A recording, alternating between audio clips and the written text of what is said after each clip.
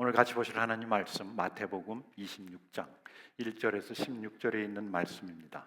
마태복음 26장 1절부터 16절에 있는 말씀, 칭찬받는 예배라는 제목으로 저희들 같이 볼 텐데요. 여러분, 우리가 매주 예배를 드리지 않습니까? 그런데 요즘은 이제 일주일에 한 번 드리는 것이 그냥 평상 그 관례가 됐는데, 옛날 여러분 처음 예수님 믿었을 때, 그리고 처음 제가 예수님 믿고 신앙생활할 때 주일 예배뿐만 아니라 주일 예배, 전주일 저녁 예배, 그리고 수요 예배, 새벽 기도 예배, 금요 예배, 또 철야 예배, 금요일 날 예배를 드리고 그 다음에 또 철야 예배를 합니다. 그리고 또 주일 1부 예배, 2부 예배, 3부 예배, 하여튼 많은 예배들이 있었는데, 중요한 거는 예배를 많이 드리는 것이 아니라, 또 예배를 매주 드리고 꾸준히 드리는 것이 아니라 무엇이 중요하다? 우리 하나님께 칭찬받아야 된다는 얘기예요. 하나님이 보시기에 참 받아주시기 합당한 예배. 처음에는 우리는 모르고 예배를 했습니다. 제가 그랬어요. 처음 예수님 믿고 나서 그 다음에 예배 참석하는 것이 당연히 믿는 사람으로 하는 것이기 때문에 열심히 다녔는데, 나중에 점점점 예배에 대해서 알게 되고 하나님에 대해서 알게 되다 보니까 이건 하나님을 위해서 드리는 건데, 그러면 하나님이 좋아해야 되지 않는가, 기뻐해야 되지 않는가 하는 그런 생각이 들더라고요. 그런데 성경에 똑같은 내용이 하나 있습니다. 예수님이 칭찬하신 예배가 있어요. 우리 같이 그 장면을 오늘 말씀을 통해서 살펴보겠습니다. 마태복음 26장 1절부터 우리 같이 읽겠습니다. 예수께서 이 말씀을 다 마치시고 제자들에게 이르시되, 너희가 아는 바와 같이 이틀이 지나면 유월절이라 인자가 십자가에 못 박히기 위하여 팔리리라 하시더라. 그때 대제사장들과 백성들의 장로들이 가야바라는 대제사장의 관정에 모여 예수를 흉계로 잡아 죽이려고 의논하되 말하기를 밀란이 날까 하노니 명절에는 하지 말자 하더라. 예수님께서 어떤 말씀을 마치셨습니까? 여러분 기억나십니까? 큐티를 계속 하시고 또 우리가 지난 2주 석주 동안 계속해서 살펴봤는데, 예수님께서 다가올 재난, 다가올 미래, 그리고 본인이 어떻게 앞으로 돌아가실 건가, 여기에 대해서 제자들에게 상세하게, 왜? 이제 마지막 기회니까. 여러분, 마지막 기회입니다. 예수님이 제자들과 함께하는, 그리고 믿는 사람들과 함께했던 마지막 순간에 예수님께서 그 말씀을 다 마치시고, 그리고 이제 6월절이라 이제 본인이 곧 십자가에서 죽게 되리라. 아주 심각한 상황입니다.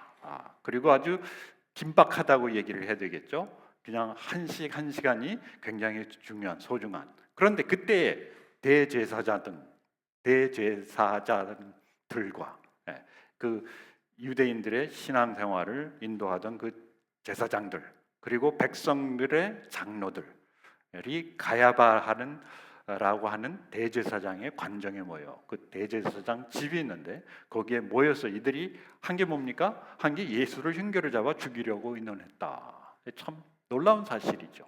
놀라운 사실입니다. 우리가 이 대제사장들과 백성들의 장로들을 탓할 것이 아니라 우리의 신앙도 이렇게 변질될 수 있다는 겁니다. 오랫동안 의미를 모르고 하나님을 모르고 신앙생활을 하다 보면은 이것이 종교생활이 되고, 나중에는 이것이 우리 신앙의 핵심인 하나님, 예수님까지 흉계로 잡아 죽이려고 의논하는 의논하는 우리 그룹이 될 수 있다는 거예요. 그렇지 않습니까? 말하기를 밀란이 날까 하노니 명절에는 하지 말자 하면서 계속 우리 읽겠습니다. 예수께서 베다니 나병 환자 시몬의 집에 계실 때에 한 여자가 매우 귀한 향유 한 옥합을 가지고 나와서 식사하시는 예수의 머리에 부으니 제자들이 보고 분개하여 이르되, 무슨 의도로 이것을 허비하느냐? 이것을 비싼 값에 팔아 가난한 자들에게 줄 수 있겠도다 하거늘, 예수께서 아시고 그들에게 이르시되, 너희가 어찌하여 이 여자를 괴롭게 하느냐? 그가 내게 좋은 일을 하였느니라. 이렇게 한쪽에서는 예수님을 잡아서 죽이려고 흉계를 벌이고 있는데, 예수님께서는 베다니 나병 환자 시몬, 아마 예수님께서 치유하셨던 그 나병 환자 집이었던 것 같아요. 거기 한 여자가 매우 귀한 향유 한 옥합을 가지고 와서 한 여자라고 한 것은 그 여자에 대해서 많은 사람들이 잘 몰랐다는 얘기겠죠. 예수님은 알고 있었지만은. 그리고 매우 귀한 향유 한 옥합. 옥합이라는 것은 그냥 그 나무로 만든 그 향유를 보관하는 병입니다. 여러분 집에 화장대 보면은 향수병 있지 않습니까?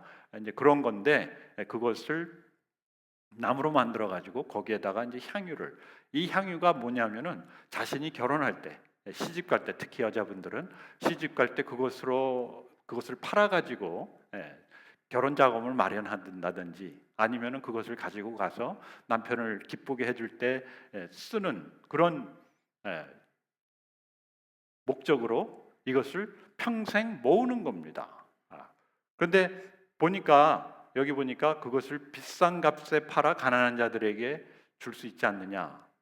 어느 다른 본문을 보시면은 300데나리온, 데나리온이 하루 일당입니다. 300데나리온이면은 거의 1년 연봉입니다. 여러분 연봉 많이 받으시죠? 그러니까 그게 이해가 되시죠? 그것을 나와서 식사하시는 예수님의 머리, 예수님 식사하시고 제자들하고 같이 밥 먹고 있는데 거기 머리 위에 쫙 부셨다. 여러분 우리 몸에서 냄새가 제일 많이 나는 데가 어딘지 아십니까? 바른 신발에 쌓여 있으니까 냄새가 안 나는데 머리에서 냄새가 많이 납니다. 머리에서 땀도 나고 그러다 보니까 냄새가 많이 나는데 거기에다 이렇게 쫙 부시고, 옛날 저희 할머니도 그러셨는데 머리에다 이렇게 동백균과 뭐 그런 기름 바르시고 이렇게 찬빗질 하시지 않으셨습니까? 그게 냄새도 없애고 머리 사이에 있는 그런 균도 다 제거하는 그런 것인데 아마 이때 당시에도 그랬던 것 같아요. 그리고 예수님이 뭐 샤워를 제대로 하셨겠습니까? 그리고 제자들도 아마 그렇지 않았을 것이고, 그러니까 예수님의 머리에다가 쫙 부으셨다. 그런데 이것은 그러한 일상적인 예식뿐만 아니라 옛날 왕들에게, 옛날 선지자들에게 기름 붓고 그 사람을 인정해주는, 그 사람의 사역을 앞으로 축복해주는 그런 의미도 있습니다. 그래서 그 상황에서 제자들이 보고 분개하여 이르되 무슨 의도로 이것을 허비하였느냐. 제자들입니다, 여러분.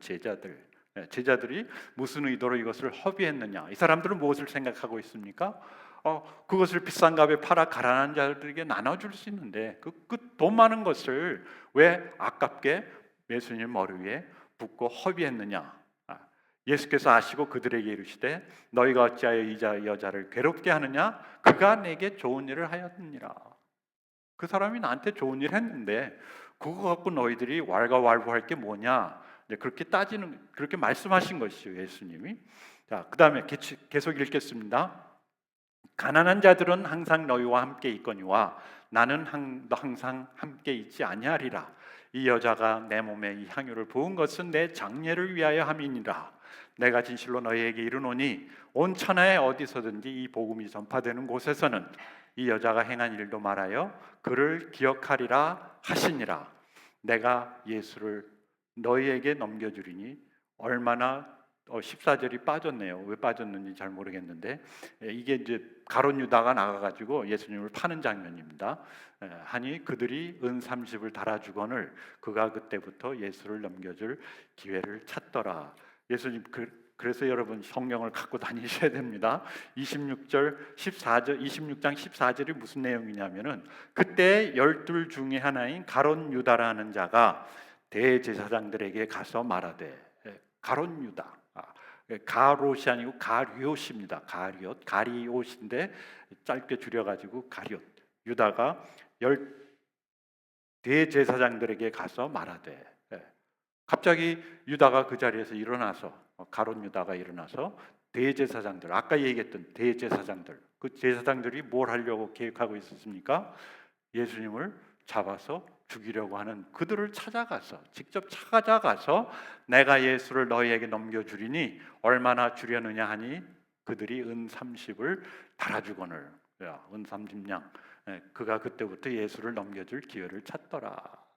참 많은 내용이 이 짧은 내용에 표현이 되어 있습니다. 여기에 우리는 세 부류의 신앙인을 볼 수가 있어요. 첫째는 누구냐면은 대제사장과 백성들의 장로, 소위 말해서 종교 지도자들입니다. 이들이 관정에 모여가지고 뭘 하고 있었어요? 작당하고 있었다는 거예요. 여러분 교회에서도 이 지도자들이 모여가지고 하나님의 일을 논의할 수도 있고 또 뭘 할 수 있습니까? 작당할 수도 있다는 거예요. 그래서 이들이 예수님을 흉계로 잡아 죽이려고 모의를 했다. 여러분 한번 생각을 해보세요. 교회 목사들이, 교회 장로들이 그냥 뭐 문제가 있는 사람들을 그냥 내보낸다든지, 그리고 아니면은 우리가 이렇게 하자고 문제를 처리한다든지 그런 것까지는 괜찮은데 누구를 흉계를 잡아가지고 어떻게 해요? 죽이려고 한다. 여러분 이게 상상이 됩니까? 교회 안에서 말입니다. 성스러운 그 대제사장의 집은 어떻게 보면은 교회에서 마련해준 그때 당시 그 성전 그 근처에 아니면 그 안에 있던 그 관저예요. 관저. 거기에서 하나님을 어떻게 예배하고 하나님의 백성들을 어떻게 돕고 또 우리가 하나님을 널리 알리기 위해서 어떻게 해야 되느냐, 그것을 의논하는 그 자리에서 말입니다. 누구를 죽이려고 했다. 죽이려고 했다. 그 나름대로 이유는 있었겠죠. 왜냐? 예수 그리스도라는 사람이 자꾸 자신들의 사람들을 뺏어가니까. 결국 뭐냐면은 자신들의 위치와 자신들의 권세가 약해질 뿐만 아니라 잃어버릴 것을 걱정을 해서, 잃어버릴 것이 분명히 눈앞에 있으니까 누구를 어떻게 하자? 예수 그리스도를 죽이자라는 데까지 갔다는 거예요. 여러분 이것이 그저 이때 당시 일어났던 그 사건이 아니고 그때 당시 대제사장들 또 백성들의 장로, 하나님을 모르는 사람들에게 일어났던 것이다라고 생각하면 오산이라는 얘기입니다. 이들보다 하나님에 대해서 더 잘한다고 자부하던 사람들이 없었어요. 네. 우리 중에서도 하나님을 제일 잘한다고 그러고 하나님을 열심히 믿는다고 그러시는 분들 있지 않습니까? 그런데 어떻게 이런 사람들이 예수 그리스도, 그들의 신앙의 핵심 예수 그리스도를 잡아 죽이려고 했는가? 만약에 예수님이 그런 신앙인이 아니고 예수님이 하나님의 아들이라 할지라도 좋은 분 아닙니까? 와서 좋은 일 하시고 좋은 말씀 가르치시고 좋은 역사를 이루셨는데 왜 이를 잡아서 죽이려고 했는가? 결국 자신들의 위치가 불안해서 그런 겁니다. 예수님 때문에 들의 위치가 낮아지고 예수님 때문에, 하나님 때문에 자신들이 누리고자 하는 것들을 잃어버릴 가능성이 있으니까 어떻게 하는 겁니까? 예수 그리스도를 제거하자. 완전히 예수 그리스도를 불신하고 예수 그리스도를 흉계로 잡아 죽이려고 하는, 음모를 만드는, 그렇죠. 대적하고 거부하는 사람들이다. 그런데 이 사람들이 대놓고 예수 그리스도를 거부하자가 아니라 신앙생활, 어떻게 보면 종교생활, 어떻게 보면 소위 말해서 하나님을 믿고 하나님을 열심히 섬기던 그 제사장들이 어느 순간에 하나님은 멀리 사라지고 하나님의 말씀이 떠나가고 하나님의 그 긍휼하신 마음, 예수를 안 믿어도 좋아요. 그렇지만 구약 옛날에 하나님이 지향했던 내 하나님을 사랑하고 내 이웃을 내 몸과 같이 사랑하라는 그 말씀, 그 마음이 그 삶 속에서 완전히 사라진 겁니다. 그리고 예배, 그리고 그때 당시 이루어지던 제사, 그리고 그때 당시 많은 사람들이 하고자 했던 그런 신앙 생활을 빙자해서 이 사람들을 그것을 이용해서 자신들의 욕심만 채우던 사람들로 변해버린 거라는 것이 어느 순간에. 이것이 꼭 옛날 그 사람들이 그렇게 율법주의자요 바리새인들로 변했다라고 우리가 얘기할 것이 아니라 우리도 마찬가지라는 얘기입니다. 저도 마찬가지입니다. 제가 목회 안수를 받고 목사가 된 지 40년이 됐는데 그동안 과연 제가 처음에 목사가 됐던 그 마음으로 계속해서 목회를 했는가, 아니면 그렇지 않은가, 어딘가가 변질이 됐는가 돌이켜보면은 분명히 어딘가가 그런 것이 있다는 얘기예요. 어떻게 보면은 목회가 목적이 아니고 수단이 되어버린 그런 삶이 될 수도 있고 여러분들도 마찬가지라는 얘기입니다. 계속해서 반복되다 보니까 내가 왜 하는지, 내가 무엇을 위해서 했는지, 내가 또 무엇을 바라는지가 사라지고 그냥 형식적으로 그리고 단지 나의 위치나 나의 안전이 위협받지 않으니까 우리가 이 자리에 와 있는 것이지, 그렇지 않다면 내가 만약에 예배를 가는 것으로 인해서 내 목숨이 위협을 받는다, 아니면 내가 경제적으로 어려움을 겪게 된다. 그렇다면은 과연 내가 여기 열심히 올 것인가? 그것이죠. 예. 우리 옛날에 그런 얘기 많이 듣지 않습니까? 예, 공산군이 와가지고 공산 그때 이제 그때 얘기죠. 저는 뭐 그때 태어나지도 않았으니까 잘 모르지만은 그때 당시 소위 말해서 그 공산당들이 교회 와가지고 너 예수 믿어? 그러면 죽이니까 너 예수 믿는지 안 믿는지 이 자리에서 고백을 해. 그래가지고 나는 예수를 믿지 않습니다. 나는 예수를 믿습니다. 해서 믿는 사람은 죽이고 만약에 믿지 않는 사람 믿지 않는다고 고백하는 사람을 살려준다면은 그러면 과연 나는 뭐라고 대답할 건가? 예. 저는 여러분들에게 그 답을 주지 않겠습니다. 왜냐하면 여러분들이 들으면 실망하실 거니까. 네. 그리고 그렇게 선교하신 목사님들 얘기 우리가 많이 듣지 않습니까? 네. 뭐 송양원 목사님이라든지 주기철 목사님이라든지 그런 일제시대 때 아니면 6.25 때 그렇게 자신의 신앙을 고백하면서 죽으신 분들 얘기 많이 듣지 않습니까? 그런데 과연 나는 그렇게 할 수 있을까? 예. 그런데 그것이 막상 그 자리에서는 그렇게 할 수 있고 할 수 없을지라도 그것이 없어진 그런 상태, 그렇게 그러한 위험이 없는 우리 삶 속에 여러분 교회 간다고 누가 막 총 갖다 대고 그러지 않지 않습니까? 예. 이렇게 편하게 신앙생활을 하는 가운데 진짜 나는 하나님을 예배하고 하나님을 경배하고 하나님이 원하는 하나님이 기뻐하는 예배를 드리느냐는 그 질문을 우리가 계속해서 해야 된다는 것이죠. 그렇지 않는다면은 우리는 누구처럼 대제사장들과 백성들의 장로처럼 나의 안전과 나의 재력과 나의 평안함이 위협을 받을 때 예수 그리스도를 부인할 수 있고 예수 그리스도를 죽게까지 하는 그런 흉계를 벌일 수가 있다는 것이죠. 그 다음에 두 번째 나타나는 그 불의의 신앙인이 베드로입니다. 베드로. 예. 베드로는 예수님을 따라다니고 예수님을 진짜 사랑하고 예수님을 주인으로 모시고 당신은 구주시요 살아계신 하나님의 아들입니다라고 고백까지 한 그런 베드로인데 베드로가 아니라 유다입니다. 유다. 예. 제가 잘못 베드로라고 썼네요. 베드로가 위에서 막 야 내가 아닌데라고 말씀하시는 것 같네요. 예. 여러분들이 깨어서 말씀을 듣는지 안 듣는지를 지금 제가 테스트하는 겁니다. 그 아니고 여러분 베드로가 그랬더니 베드로는 나중에 부인을 합니다. 그런데 여기에 나오는 그 인물은 유다입니다. 유다. 가룟 유다도 열심히 예수님을 따라다녔어요. 그리고 그 예수님이 진짜 마지막까지 예수님을 따라다니면서 마지막까지 예수님에게 대한 기대가 있었습니다. 뭐냐면은 이 가룟 유다는 좀 정치적인 그런 신앙입니다. 그래서 예수 그리스도가 이 정부를 뒤엎고 우리를 로마의 정부에서 해방시켜 주면 우리가 새로 정부를 이루고 그 다음에 하나님을 예배하고 하나님의 백성으로 하나님의 나라를 만들겠다 하는 그런 야망이 있었습니다. 그리고 그런 사람들이 그때 당시에도 있었어요. 가룟 땅이라고도 하고 또 가룟이라는 게 열정적이다, 열성당원이라는 뜻입니다. 열성당원이라는 뜻이에요. 가룟 유다라고 얘기를 하지 않습니까? 이스카리옷이라는데 그 지역에서 그런 사람들이 그룹을 짜가지고 반란도 일으키고 하던 그런 열성당원이 아니었는가?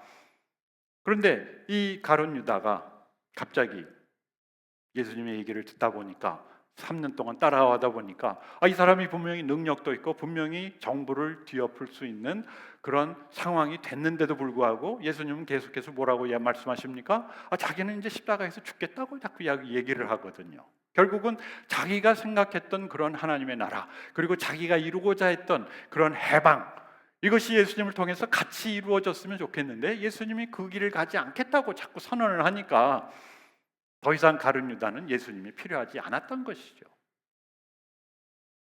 우리 신앙인 중에 예수님이 필요해서 신앙을 가진 사람들이 굉장히 많습니다. 저도 그랬습니다. 예수님 믿으면 지옥 가지 않는다니까 천국 가기 위해서 예수님을 믿고 뭡니까? 예수님을 이용해서 예수님을 따라가면은 천국 가는 것이 생기는구나. 그렇게 해서 예수님을 따라다니고 그러다 보니까 또 어떤 사람들은 기도를 했더니 병이 나았더라. 어떤 사람은 기도를 했더니 공부를 잘하더라. 제가 그런 분도 만났어요. 저는 그때 당시 그냥 대학 다니는 그냥 그래서 공부하는 게 너무 괴롭고 좀 힘들고 영어도 잘 못하고 그랬으니까 그랬는데 어떤 목사님의 간증을 들었어요. 이분이 신학교 가가지고 자기가 목회를 하다 보니까 시간이 없어가지고 그 파이널 시험을 칠 준비를 하지를 않았대요. 그런데 기도를 했더니 하나님이 답을 주시더래. 그래가지고 답을 딱 기도를 써가지고 패스를 하고 그다음에 목사 안수까지 받고 자기가 목사가 됐다. 그런 얘기를 하는 거예요. 얼마나 유혹이 됩니까 저한테. 예. 공부하지 않고도 그냥 기도만 하면 되는구나. 그래서 공부를 하지 않지는 않았는데 대강대강 하고 나도 그러면 이 사람처럼 한번 기도를 해보겠다. 신학교에서 있었던 일입니다. 예, 제가 신학교 다닐 때 그래서 기도를 하고 공부를 해가지고 딱 했는데 시험을 봤는데 F를 받았어요.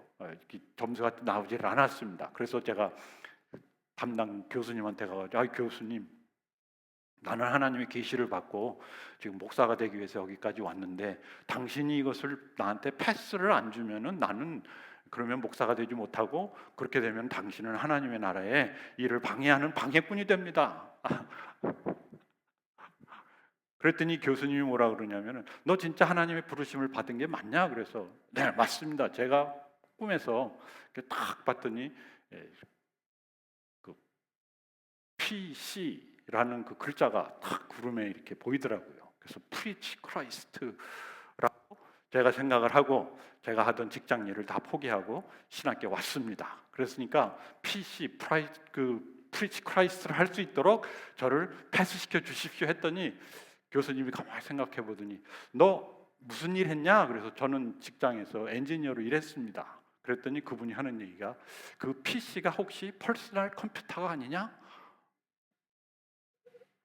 그러면서 F를 바꿔주지는 않았어요. 뭐냐면은 저는 하나님의 일을 한답시고 하나님의 능력을 빌려가지고 제가 원하는 것을 이루려고 했던 것이죠. 그거하고 하나도 다를 것이 없는 것이에요. 가룟 유다도 자기가 하던 일이 실패를 하니까 그게 예수님을 통해서 이루어지지 않게 되니까 어떻게 한 겁니까? 그러면은 그냥 돈이라도 남겨야 되겠다. 자기 이익을 채우려는 누구를 통해서? 예수 그리스도를 통해서 그런 사람이었죠. 그 다음에 이제 나타나는 여인이 이 여인이었어요. 이 여인의 헌신적인 예배가 오늘 말씀의 핵심입니다. 그래서 우리 세 부류의 신앙인들, 이 대제사장과 백성들의 장로들, 이 사람들은 예수 그리스도를 불신하는, 이분이 하나님의 사람이 아니다. 그리고 유다는 예수님을 배신한, 제가 이 배신을 쓰다가 베드로라고 썼던 것 같아요. 유다. 그리고 이 한 여인의 헌신. 그리고 예수님은 이 여인의 헌신을 보고 헌신, 특히 이제 헌물했다, 헌금했다, 그 액수 자체가 아니라 그 삶을 통해서 그 여인을 칭찬하는 모습이 오늘 본문에 나와 있는 것이죠. 그래서 오늘 우리는 칭찬받는 예배, 어떻게 앞으로 우리가 예배를 드려야 될 것인가? 왜냐하면요, 예배는 여러분들의 미래를 결정합니다. 내가 오늘 무엇을 예배하느냐는 여러분들이 어떤 사람이 되느냐를 결정을 해요. 여러분, 그것이 그냥 하나님이 하나님을 예배하라, 나를 예배하라, 나를 예배하라, 자꾸 그런 것이 아니라 우리는 우리가 예배하는 그 대상이 우리가 되기 때문에 그래요.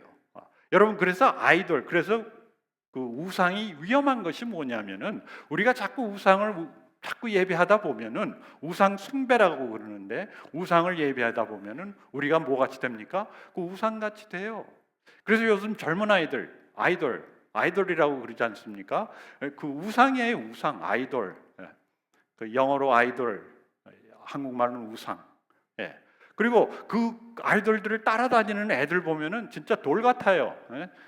뭐냐면은 그냥 뭐 음악하는 거, 춤추는 거 그런 거에 미쳐가지고 우상. 그러면 뭐가 돼요? 그럼 바보가 되는 거, 우상같이 만들어놓은 그 새겨놓은 돌같이. 그런 시대에 우리가 살고 있는 거예요. 그런 시대가 꼭 지금이 아니라 옛날부터 그것이 있었다는 거예요. 그래서 하나님이 십계명에 우상을 섬기지 말라. 왜냐? 너희가 우상을 섬기는 그 순간부터 우상처럼 되니까, 그 아이돌처럼 생명 없는 그저 외적인, 그저 하나의 형상을 가진 그 돌 같은 존재가 되기 때문에 우상을 섬기지 말라고 하신 거예요. 그래서 거꾸로 얘기하면은 우리가 하나님을 예배할 때 우리는 누구처럼 됩니까? 누구처럼 되겠어요? 하나님처럼 되는 거예요. 네, 왜냐? 우리가 월십하는 그 대상이 우리가 되기 때문에 그렇습니다. You become what you worship입니다. You become what you worship. 그래서 하나님도 하나님을 예배하라. 예수님도 하나님을 예배하라. 계속해서 그것을 강조하는 이유가 우리가 예배하는 그 대상이, 그 존재가 바로 내가 그런 사람이 되기 때문에 그렇습니다. 예배라는 것이 뭡니까? 예배라는 것이 귀한 것을, 값진 것을 참 값지다 인정해 주는 게 그것이 예배예요. 네. 그래서 이 세상에 진짜 값지고 진짜 가치 있고 진짜 내가 갖고 싶은 그것이 누군가 하나님이다라는 얘기죠. 그리고 그것을 우리가 예배할 때 우리는 그것과 같이 되니까 하나님이 예배를 하라고 하시는 것이고, 오늘 말씀 속에서도 예수님께서 그렇게 예배한 이 여인을 칭찬하며 그 사건을 대대로 기억하게 하라. 예수님이 이렇게 기억하게 하라는 게 딱 두 가지입니다. 뭡니까? 하나는 예수님이 성찬식 때 내 살과 내 피는 너희의 양식과 음료이니 이것을 먹고 이것을 기념하라. 그거하고 여기에 나오는 이것 두 가지입니다. 두 가지밖에 예수님께서 기념하라고 명령하시지 아니하셨는데, 그 정도로 자신의 그 십자가에서 죽음과 이 여인의 예배를 같이 동격화시켰다는 것이 중요한 것이죠. 그리고 이 여인을 칭찬한. 그러면 이 칭찬받는 예배, 그리고 우리가 앞으로 드려야 되는 예배의 핵심입니다. 뭐냐면은 첫째, 십자가를 아는 예배입니다. 십자가. 예수님이 이 여인의 행동을 보면서 이 여인이 나의 장례를 준비했다. 나의 장례를 미리 알고 나의 장례를 준비했다. 내 마음을 알아줬다는 얘기입니다. 예수님께서 왜 오셨고 예수님이 어떠한 예배를 받기를 원하시는지 아셨다는 거예요. 여러분, 우리가 하나님이 우리를 자꾸 우리 보고 예배하라는 것은 그저 하나님 잘났네, 하나님 1등이네, 하나님은 나의 주인이시네, 그거 고백하라는 얘기가 아니에요. 하나님께서는 우리로 하여금 이 예배를 통해서 하나님이 어떠한 사랑을 우리에게 베푸셨는가, 그것을 깨닫기를 원하시는 거예요. 여러분, 성경이 뭐라고 얘기합니까? 하나님이 무엇이다? 하나님은, 그 다음에 여러분 자동으로 나와야 돼요. 하나님은 위대하시다, 하나님은 높으시다, 하나님은 우리의 주님이시다가 아니라 하나님은 사랑이시다. 하나님은 사랑이시니라. 사도 요한이 그 요한일서의 한 장에 세 번 사도 요한일서 4장 8절, 12절, 6절 거기에 세 번이나 강조를 합니다. 하나님은 무엇이다? 사랑이니라. 그리고 우리가 하나님을 예배한다는 것은 그 하나님의 사랑을 내가 깨달을 뿐 아니라 내가 그것을 어떻게 하신다? 내가 그것을 감격하고 감사하고 그것을 다른 사람들에게 전하고 싶어하는 그런 마음이 있는 것을 하나님을 예배한다는 것이죠. 여러분, 우리는 하나님께서 주신 어떤 명령을 아니면 하나님이 주시려고 하는 어떤 복을 받기 위해서 예배드리는 것이 아니에요. 예배는 뭐냐면은 하나님의 계시하신, 하나님이 우리에게 보여주신, 하나님이 우리에게 증명하신 그 하나님의 사랑에 대한 우리의 뭡니까? 우리의 반응이에요. 반응. 그 반응이 사라지니까, 그런 느낌이 사라지고 그런 감격이 사라지고 그런 감사가 사라지니까 예수 그리스도를 죽이려 하고 예수 그리스도를 배신하고 예수 그리스도를 팔아먹으려고 하는 그런 마음밖에 들지 않는다는 것이죠. 그러나 이 여인은 참 예수 그리스도를 볼 때 뭐가 그 여인에게 마음에 와닿았겠어요? 뭔지는 몰라요. 그렇지만 예수님이 소중하다, 예수님이 귀하다, 예수님이 자기가 지금까지 모았던 그 향유보다 더 가치 있다. 그리고 자신의 그 속마음, 감사하는 마음을 표현할 방법이 없으니까 그 향유를 깨트려가지고 머리 위에 부은 겁니다. 그것이 값이 나가건 안 나가고 그것이 중요한 것이 아니고, 사람이 있건 없건 그것이 중요한 거 아니고, 누가 나에게 뭐라든 나는 이 예수 그리스도가 좋고 예수 그리스도를 사랑하고 이 감격을, 이 감사를 표현하고 싶은데 방법이 없었거든요. 그리고 예수님은 곧 죽는다고 하니까 시간이 없는 그런 상황 속에서 이것이 마지막 기회일지 모르는 가운데서 이 사랑의 표현을, 예배를 드린 것이죠.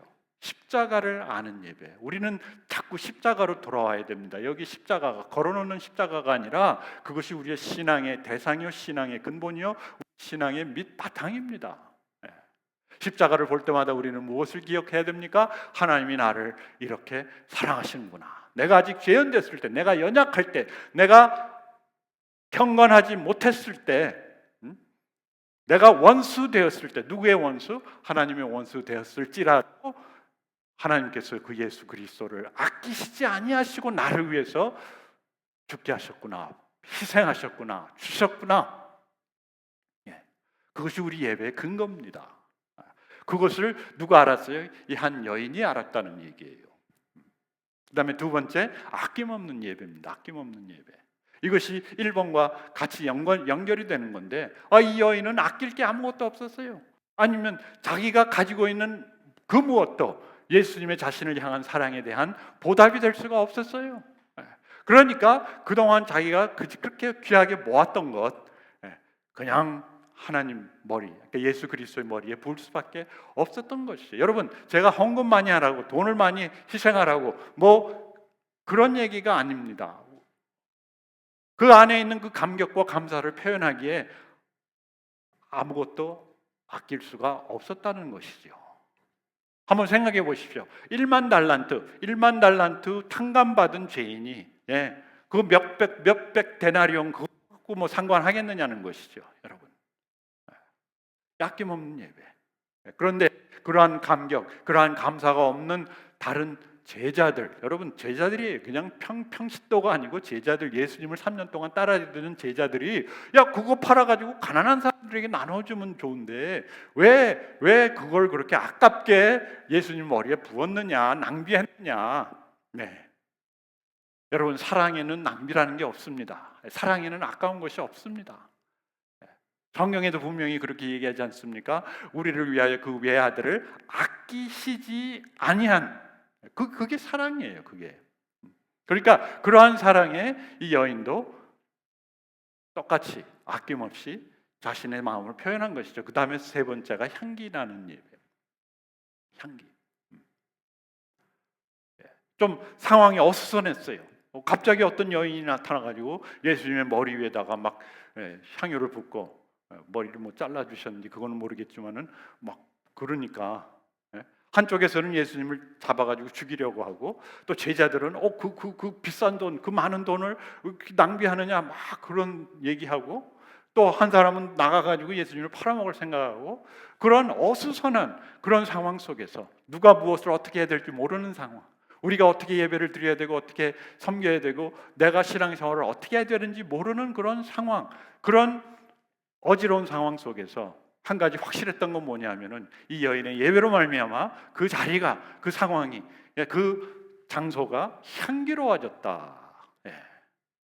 모든 사람들이 맡을 수 있고 모든 사람들이 느낄 수 있었던 건, 야, 냄새 좋다. 냄새 좋다. 여러분, 우리의 삶, 우리의 섬김, 우리의 예배 가운데 이러한 향기가 나야 돼요. 누가 뭘 많이 했네, 뭘 많이 바쳤네, 뭐 헌신했네, 아니면 쟤는 왜 안 하느냐, 쟤는 하느냐, 이 왈가왈부 이것이 중요한 것이 아니라 뭐가 중요합니까? 우리의 헌신, 우리의 예배, 우리의 찬양, 우리의 기도, 우리의 식당에서 봉사하시는 그 식사를 통해서 뭐가 이 향기가 나는. 그래서 사도 바울이 그렇게 표현하지 않았습니까? 너희 몸을 향기 나는 제사로 드리라. fragrant. 예수님께서 그렇게 자신을 그 fragrant offering으로 드리셨듯이 너희 몸을 이러한 거룩한 예배로 드리라. 오늘 우리가 이러한 예배, 참 칭찬받는 예배. 여러분, 이제 제가 농담으로 이런 얘기 많이 하는데요, 제가 무슨 얘기를 하냐면은 앞으로 제가 밥 먹을 그 기회가 많이 없습니다. 끼니수로 따지면은 하루에 3번을 먹는다. 요즘 3번도 못 먹습니다. 하루에 2번 정도, 그리고 1번 정도 제대로 먹는데, 그거를 이제 남은 게 별로 많이 남지 않았죠.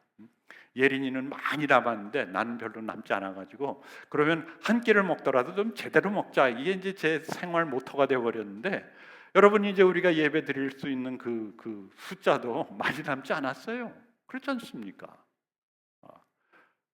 지금 뭐 60대, 70대, 막 80대 넘으신 분들도 계시고, 그러면은 이게 얼마 남지 않은 이 예배, 우리가 어떻게 예배를 드려야 될 것인가? 점점점 지금 우리가 드리는 예배가 그만큼 소중하고 그만큼 값지고 그만큼 무게가 있는 거라는 얘기예요.